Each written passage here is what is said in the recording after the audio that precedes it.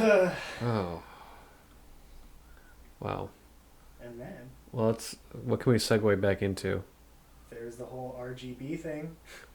Well, can we talk about Tim Pool? Oh, wait, RBG, not RGB. Yeah, RBG. RBG. Ruth Bader Ginsburg. Yeah. Oh, I do want to talk about that. Yeah, Tim Pool.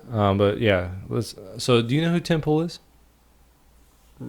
the name doesn't sound familiar. Okay, but you do. Yeah, I've been watching a lot of his stuff lately.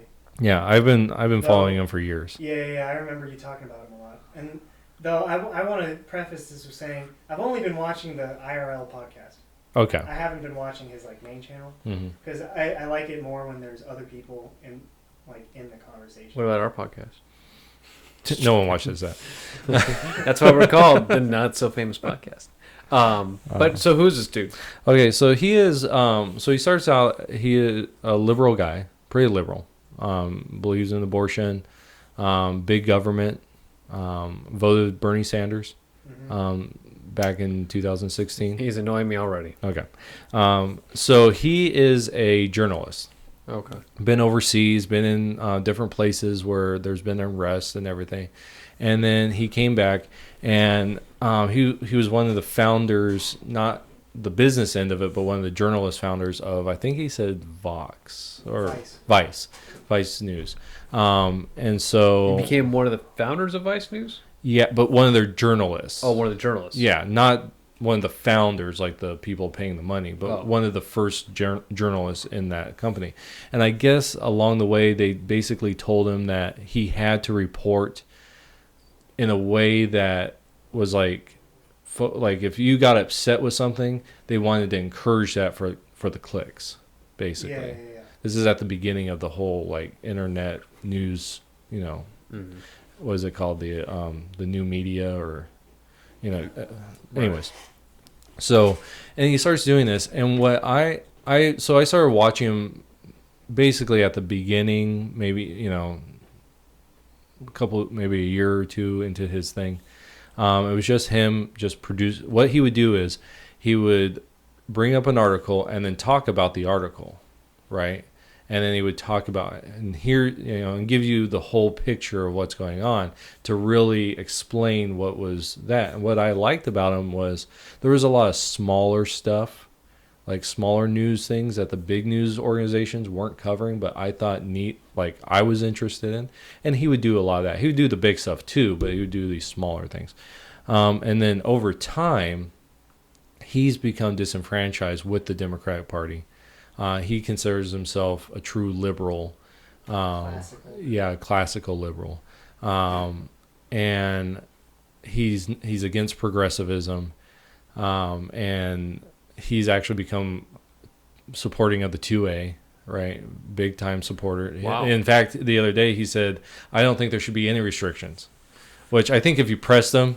Like, when you say there shouldn't be any restrictions, are you saying, like, there shouldn't be any restrictions on, like, magazines? Or, like, for me, there shouldn't be any restrictions on tanks?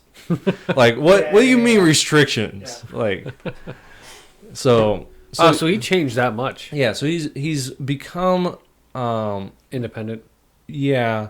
And it's at least for the 2A thing, it's been all this year. Yeah, like, he flipped. Like, it was a switch. I was Wow. just listening today, and he was saying like how back in January he was saying like, I will never ever have a gun. I'm gonna rely on police to do everything, and Mhm. protect me and stuff like that. And then he started like seeing all the riots and the defund the police thing, and then I guess now he has 6 guns. Yeah, I mean, he went like that. Wow. Yeah, so I mean, it was a big switch.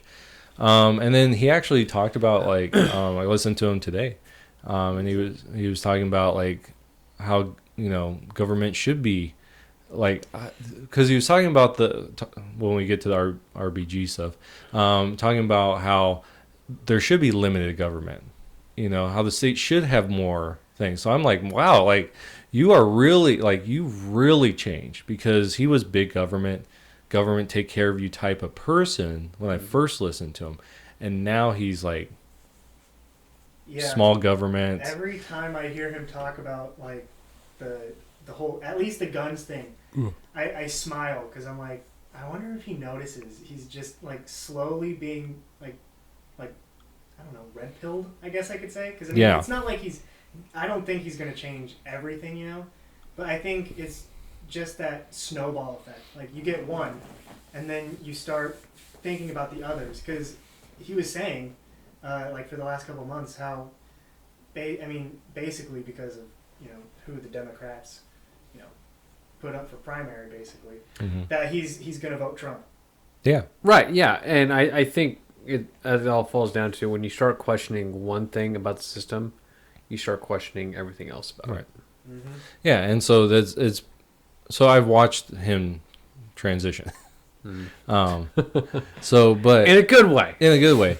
One of the things I don't like though, and this is what I want to talk about, is the fact that when he started out, it was kind of more like here's the news, and now he has his IRL, right, his podcast where he has other people on Which and I talks. like. Yeah, and then his news, but he's interjecting a lot more opinion into his news instead of like how he used to, which was more just here's the news, right? And trying to kind of explain it better. But now there's a lot more of his opinion, which I don't mind. But I just, it's okay. Now you're blurring the line. Like you are becoming what you didn't like, right? You're starting to blur that line. But then one thing that really ticked me off.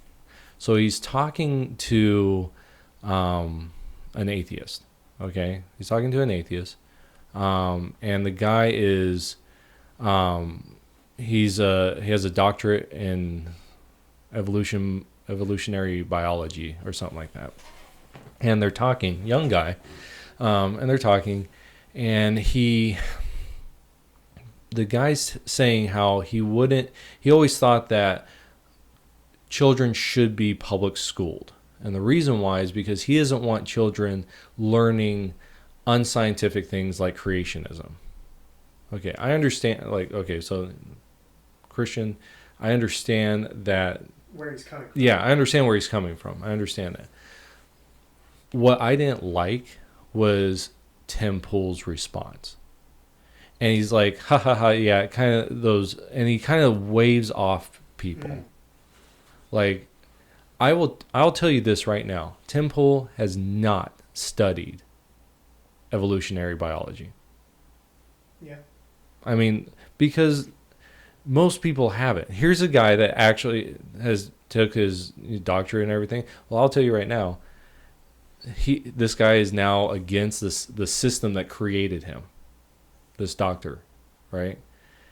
I would challenge him to rethink everything that he was taught. Because now he's coming out, he's realizing what kind of dogma and what is being taught in the schools to create, these people, these progressives. I would challenge him. Yeah, the scientist. Okay. The scientist. I would challenge the scientist to rethink everything. Yeah. But for him, it's like he's taking his already established beliefs and waving off. And this is the exact same thing the progressives do. Yeah, because I know for sure that Tim is against the public school thing. Yeah. Because, I mean, he would say a lot how he dropped out of high school freshman year. Right. So, yeah, I even saw this thing on his podcast, and they were talking about, like, how public school is getting pretty dicey now, and it's not looking good because of all the dogma that they're teaching the kids and stuff. So, and that whole time, Tim was saying, yeah, you should probably, homeschool your kids. Yeah. But this is why I think that when you just, okay, so for him, right, he just waved off the idea of different, right? That he's like, oh yeah, so for him it's like evolution is right. Yeah. Okay, why do you believe that? It's the same thing as why did you believe that the 2A was wrong? Why did you believe? Did you vote for who you did? Because you were told to, or because you looked into it? Right. Kind of thing? Right. Because when you did look into it, you changed. So to me, you can't just wave someone off, right? Someone's beliefs when I know you haven't done the due diligence to really research and take the opposite end and actually study. Because so there's a guy, NASA scientist. He was an atheist. NASA scientist. He's an astronomer, and or a one of these things. And he was challenged. What? What are you gonna say, cosmetologist? No, not I was gonna laugh. cosmologist. I was waiting for you to say it. Cosmologist. But he was challenged by a Christian to really re-examine like the evidence, to take away the evolutionary idea and just examine the evidence. And that guy got rid of his evolutionary belief. In fact, he became a young Earth creationist because he was studying the stuff that NASA was looking at. Just to give one example, he says there's a moon, one of the moons of Titan, that's almost completely smooth. But it should look at least like our moon with craters and stuff. But he says it doesn't. And that shouldn't be if it's billions of years old. Right? And so that's just an example. But it's just something that he did And that annoyed me. A lot of people have those kinds of problems with anybody that has a podcast. Because I hear that all the time with Joe Rogan, too. Mm-hmm. A lot of people don't like that about Joe Rogan. He seems like a people pleaser sometimes. Yeah. Like half the time, he'll go against somebody, but then the other half, he's just like, yeah, sure. Yeah. Cool. Sounds good. So I wanted to get that off my chest because that really ticked me off. I wanted to tell you that on Sunday that I was watching a lot more of his videos. Yeah. I remember you talking about him. I think he's good. Yeah, I enjoy. Yeah. He just watching needs to stuff. stand by his belief and stop. Yeah, he needs to. If you're really Pandering gonna, to. well, if you're really gonna say, like, if you're gonna have the If I'm gonna coming of age of, right. I had old beliefs that were challenged and I've changed to come to the realization I have a lot of beliefs that need to be challenged because they might be wrong. Mm-hmm. You know, It's like you question one, you need to question everything Right. else. that's how I became a Christian. Right. Because my beliefs were challenged and I changed. Even as a Christian, I was an evolutionary Christian, evolutionary theist, until I moved to Quartzsite. And I started doing all my own research and started going deeper into it. And that's what changed my beliefs on evolution.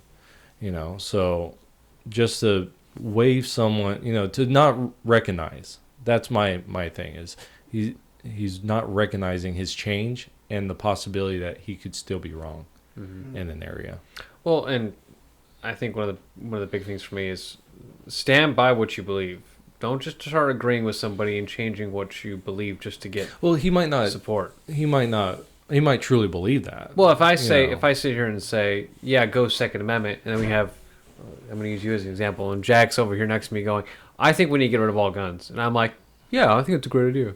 Oh, I hate people like that. That just because he's here, I have to agree with him? No. Like, I have a separate point of view. I'm going to debate you. Right. That or just put out your opinion and I'll move on. Don't. I'm not going to agree with, just to agree. Right. Man, is it hard to be wrong sometimes? It is. It's hard. Ooh, I hate it. But I think that's when you do your best to educate yourself, and then I think that's when you end up realizing that you're either wrong or you're willing to fight to be wrong. Right. Yeah. I mean, really. And you really should always be willing to be wrong. Like that's a hard place to be because it sucks being wrong. Yes. Wrong. Yes. Especially when you're called out on it and then it's like, oh crap, like I am wrong. That's a world star moment. Yeah. And so, but at that, you should have a desire to seek truth no matter where that truth takes you. And that's one of the hard things. Like, I used to personally be scared in my faith when I would listen to atheists because I'd be like, oh my gosh, like they're going to destroy my faith. But then once I listen to their arguments and I actually do the research, I've never come to a point where I'm like, oh, they were right. It's always they have taken something and misconstrued it, and that's why it sounds so. A perfect example of this, I was listening to this when Jack came in. There's a story of a Greek man way back that atheists usually say it's just that's where Christianity gets their ideas from, is this guy. But when you actually start listening to this guy's life story, it's night and day Oh, to really? Jesus. Yeah, I mean It's like the whole zeitgeist thing. it's exactly what that is. Yeah. You want to explain that to? Not really. I only watched one thing Oh. because my cousin told me to, and I watched it just to prove her wrong. Yeah. So, I mean, Zeitgeist is just basically people that take from like ancient sources Mm-hmm. and try to prove Jesus was just a amalgamation of a bunch of different beliefs. Oh, really? So Interesting. yeah.